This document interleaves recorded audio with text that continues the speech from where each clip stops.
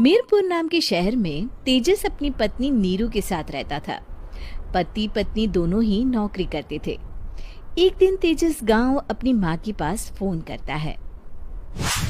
Hello, प्रणाम माँ। जीते रहो माँ, तुम दादी बनने वाली हो हैं?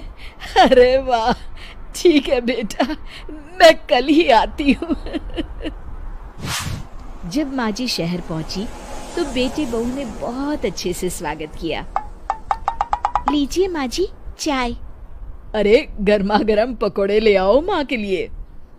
नीरू रसोई में गई और 2 मिनट में ही पकोड़े ले आई। जी ये लीजिए। बहू, जादू से बनाए हैं क्या? अभी तो रसोई में गई थी। यम्मी।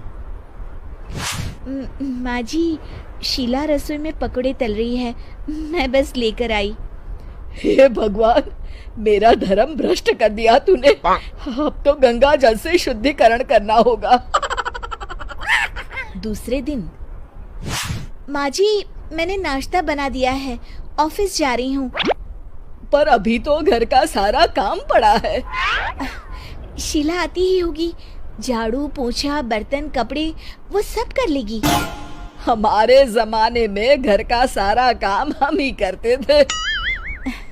जी माँ जी, आप बहुत होशियार हैं, मैं घर ऑफिस दोनों नहीं संभाल पाती।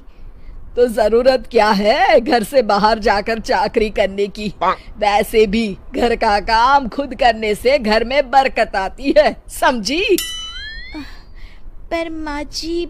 पर वर कुछ नहीं, इस महीने की पगार मिले फिर ऑफिस बंद। हाँ।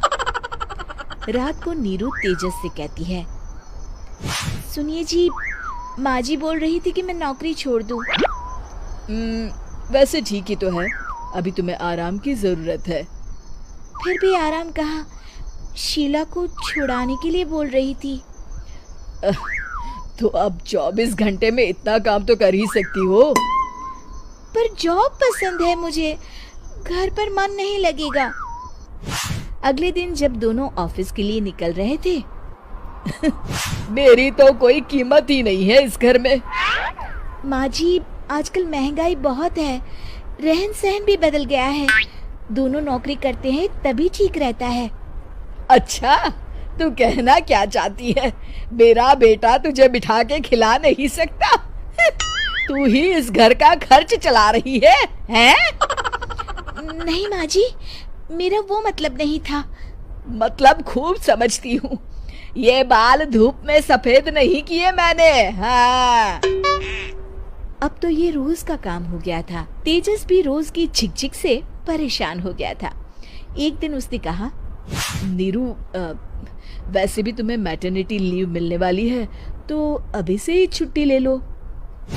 पर क्या, मेरी सैलरी अच्छी खासी है। आखिर नीरू ने रिजाइन कर दिया। जब बच्चा हुआ तो घर में सब बहुत खुश हुए। कुछ दिनों बाद तेजस फाइल देख रहा था। क्या हुआ तेजस, कुछ परेशान लग रहे हो? अब हाँ, वो हमारी जितनी सेविंग्स थी वो तो हॉस्पिटल में और छठी के फंक्शन में खत्म हो गई है नीरू।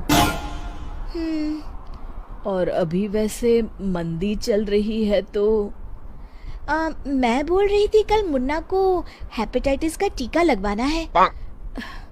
नीरू, क्या पोस्टपोन नहीं कर सकते? नहीं जी, बिल्कुल नहीं।